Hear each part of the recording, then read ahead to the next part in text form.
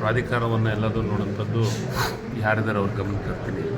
But ಒಂದು ಎಲ್ಲ ಪ್ರಾಧಿಕಾರಕ್ಕೂ ದುಡ್ಡು ಕೊಟ್ಟಿದೆ, ಮಿನಿಮಮ್ ಎಲ್ಲ ಕಂಪಲ್ಸರಿ. ಆದರೆ ಇಲ್ಲಿ ಯಾಕೆ ಬಂದಿಲ್ಲ ಅಂತ 5 ಕೋಟಿ ಸ್ಟಾರ್ಟಿಂಗ್ ನಂತರ ಬರಲ್ಲ ಸರ್, ಈ ವರ್ಷ ಬಂದಿಲ್ಲ, ಇಲ್ಲ 3 ಕೋಟಿ ಆಯ್ತು ನೋಡೋಣ. ಈ ಜೊತೆ ಅದಕ್ಕೆ ಪ್ರಾಧಿಕಾರಕ್ಕೆ ದುಡ್ಡು ಕೊಡಿಸುವಂಥದ್ದು ಮುಖ್ಯಮಂತ್ರಿಗಳ ಗಮನ ತರುವಂಥ ಕೆಲಸವನ್ನು ಮಾಡ್ತೀವಿ. ಸರ್, ಈಗ ಜಾತಿ ಗಣತಿ ವಿಷಯವಾಗಿ ಸಾಕಷ್ಟು ಟೀಕೆಗಳನ್ನು ಮಾಡ್ತಿದೆ ಬಿಜೆಪಿ. ಮುಖ್ಯಮಂತ್ರಿಗಳು ತಮ್ಮ ಕುರ್ಚಿಯನ್ನು ನೋಡಿಸ್ಕೊಳ್ಳಿಕ್ಕೆ ಇದು ಮಾಡಿದ್ದಾರೆ. ಹಿಂದೆದಡಿ ವಿಜೇಂದ್ರ ಅವರು ಟೀಕೆ ಮಾಡಿದ್ದಾರೆ ಇಲ್ಲಿ ಎಲ್ಲ. ಈ ಒಂದು ತಿಂಗಳ ಹಿಂದೆ ವಿಜೇಂದ್ರ ಅವರು ಏನು ಸ್ಟೇಟ್ಮೆಂಟ್ ಕೊಟ್ಟರಂತ ಒಂದ್ಸತೆ ಮಾಧ್ಯಮದೊಳಗೆ ತಿರುಚಿ ನೋಡಲಿ. ಅವ್ರು ಹೇಳಿದರು, ಹಿಂದುಳಿದ ವರ್ಗದ ನಾಯಕ ಅಂತಂದರೆ ಆ ವರದಿಯನ್ನು ತಂದು ಬಿಡುಗಡೆ ಮಾಡಲಿ ಅಂತ ತನ್ನ ಮಾತನ್ನು ಹೇಳಿದರು. ಯಾರು? ವಿಜೇಂದ್ರ ಅವರು, ಆರ್ ಅಶೋಕ್ ಅವರು ಮತ್ತು ಬಸವರಾಜ ಬೊಮ್ಮಾಯಿ ಅವರು ಈ ಎಲ್ಲ ಮಾತನ್ನು ಹೇಳಿದರು. ನಿನ್ನೆಯಿಂದ ಅವ್ರ ಟೋನ್ ಚೇಂಜ್ ಆಗಿದೆ. ಏನಂತ ನಿನ್ನೆ ಅವರು ಹೇಳಿದ್ದಾರೆ, ಇದು ಸಿದ್ದರಾಮಯ್ಯನವರು ಬರೆಸಿದಂಥ ವರದಿ ಅಂತ. ನಾನು ಕೇಳ್ತೀನಿ, ಈ ರಾಜ್ಯದೊಳಗೆ 1,66,000 ಅಧಿಕಾರಿಗಳು ಈ ಇದರೊಳಗೆ ವರದಿ ಮಾಡಲಿಕ್ಕೆ ಪ್ರತಿಯೊಂದು ಮನೆಗೆ ಭೇಟಿಯನ್ನು ಕೊಟ್ಟಿದ್ದಾರೆ.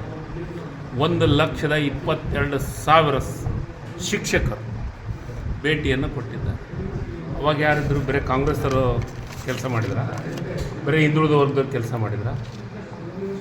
ಅವ್ರಿಗೆ ಬಡವರ ಬಗ್ಗೆ ಚಿಂತನೆ ಎಂದೂ ಇಲ್ಲ. ಯಾರಿಗೆ? B J ಪಿಯವರಿಗೆ.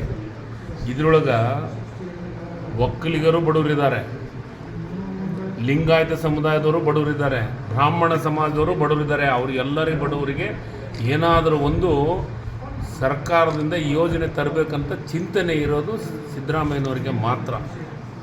ಅದಕ್ಕೆ ಈ ವರದಿಯನ್ನು ತಂದಿದ್ದು ವಿನ ಯಾರ ಹಿತಕ್ಕೋಸ್ಕರ ಆಗಲಿ ಮತ್ತೊಂದಾಗಲಿ ತಂದಿದ್ದಲ್ಲ. ಇದ್ರ ವರದಿ ಏನಿದೆ, ಜಾತಿ ಜನಗಣತಿ ಅನ್ನಬೇಡಿ. ಯಾರ ಪರಿಸ್ಥಿತಿ ಎಲ್ಲ ಸಮಾಜದೊಳಗೆ ಆರ್ಥಿಕವಾಗಿ, ಸಾಮಾಜಿಕವಾಗಿ, ಶಿಕ್ಷಣ ಎಲ್ಲ ಸಮಾಜದೊಳಗೂ ಇದ್ದಾರೆ. ಲಿಂಗಾಯತರೊಳಗಿಲ್ವಾ?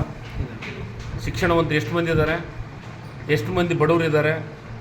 ಬ್ರಾಹ್ಮಣ ಸಮಾಜದೊಳಗೆ ಎಷ್ಟು ಮಂದಿ ಬಡತನದೊಳಗಿದ್ದಂಥವ್ರು ಇದ್ದಾರೆ? ಒಕ್ಕಲಿಗರ ಸಮುದಾಯದಾಗ ಎಷ್ಟು ಮಂದಿ ಇದ್ದಾರೆ? ಇವ್ರಿಗೆಲ್ಲರಿಗೂ ಆರ್ಥಿಕ ಸಮೀಕ್ಷೆ ಆಗಬೇಕು. ಮತ್ತು ನಿಮ್ಗೆ ಇನ್ನೊಂದು ಹೇಳ್ತೀನಿ, ಈ ವರದಿಯನ್ನು ಮಾಡಬೇಕಾದ್ರೆ 54 ಮಾನದಂಡಗಳನ್ನು ಮಾಡಿದ್ದೀವಿ. ಆ ಮಾನದಂಡಗಳು ಪ್ರತಿಯೊಬ್ಬರ ಮನೆಗೆ ಗ್ಯಾಸ್ ಇದೆನೋ, ಏನು ಕಟ್ಟಿಗೆ ಒಲೆ ಇದೆನೋ, ಸೈಕಲ್ ಇದೆನೋ, ಬೈಕ್ ಇದೆನೋ, ಕಾರ್ ಇದೆ ಅನ್ನೋದನ್ನು 54 ಮಾನದಂಡಗಳನ್ನು ಮಾಡಿದ್ದೀವಿ. ಬಿ ಜೆ ಪಿಯವ್ರಿಗೆ ಏನಾಗಿದೆ ಅಂತಂದರೆ, ಈಗ ಮಾತಾಡಬೇಕಾದಂಥ ಅವಶ್ಯಕತೆ ಇದೆ, ಅವರಿಗೆ ಅನಿವಾರ್ಯ ಮಾತಾಡುವಂಥ ಕೆಲಸವನ್ನು ಮಾಡ್ತಾರೆ. ಅದನ್ನು ವರದಿಯನ್ನು ಈಗ ನೋಡಲಿ, ಆ ವರದಿಯೊಳಗೆ ಏನಿದೆ ಅನ್ನೋದು ಗೊತ್ತಾಗುತ್ತೆ. ಅದು ಗೊತ್ತಾದಮೇಲೆ 17ನೇ ತಾರೀಕಿಗೆ ವಿಶೇಷವಾದಂಥ ಕ್ಯಾಬಿನೆಟನ್ನು ಕರೆದಿದೆ. ಸರ್, ಈ ವರದಿ ಕುರಿತಂತೆ ಒಂದು ಅಂಕಿಅಂಶಗಳು ಓಡಾಡ್ತಾ ಇದೆ. ಒಂದನೇದು. ಎರಡನೇದು, ಅದು ಅಂಕಿಅಂಶ ಸುಳ್ಳು. ಫಸ್ಟ್. ಎರಡನೇದು ಸರ್, ಈಗ ಒಕ್ಕಲಿಗರು, ಲಿಂಗಾಯತರು ಅದನ್ನು ವಿರೋಧ ಮಾಡ್ತಿದ್ದಾರೆ. ಅದನ್ನು ಮೊದಲು ಆ ವರದಿಯನ್ನು ನೋಡಲಿ. ಈಗ ನಾವು ಆ ಸಮಾಜದ, ಒಕ್ಕಲಿಗ ಸಮಾಜದವರು ಇದ್ದಾರೆ, ಲಿಂಗಾಯತ ಸಮುದಾಯದವರು ಇದ್ದಾರೆ, ಮಂತ್ರಿಗಳಿದ್ದಾರೆ, ಅವರಿಗೆಲ್ಲ ವರದಿ ಕೊಡುವಂಥ ಮುಖ್ಯಮಂತ್ರಿಗಳು ಈಗೆಲ್ಲ ಸೂಚನೆಯನ್ನು ಕೊಟ್ಟಿದ್ದಾರೆ. ಇವತ್ತು ಅಥವಾ ನಾಳೆ ಬೆಳಗ್ಗೆ ನಾವು ಅವರಿಗೆಲ್ಲರಿಗೂ ವರದಿಯನ್ನು ಕೊಡುವಂಥ ಕೆಲಸವನ್ನು ಮಾಡ್ತೀವಿ. ಅದು ಓದ್ಕೊಂಡ್ಮೇಲೆ 17ನೇ ತಾರೀಕಿಗೆ ಕ್ಯಾಬಿನೆಟ್, ವಿಶೇಷವಾದಂಥ ಕ್ಯಾಬಿನೆಟ್ ಕರಿತೀವಿ. ಆ ಕ್ಯಾಬಿನೆಟ್ಗಳು ಚರ್ಚೆಗಳಾಗ್ತವೆ.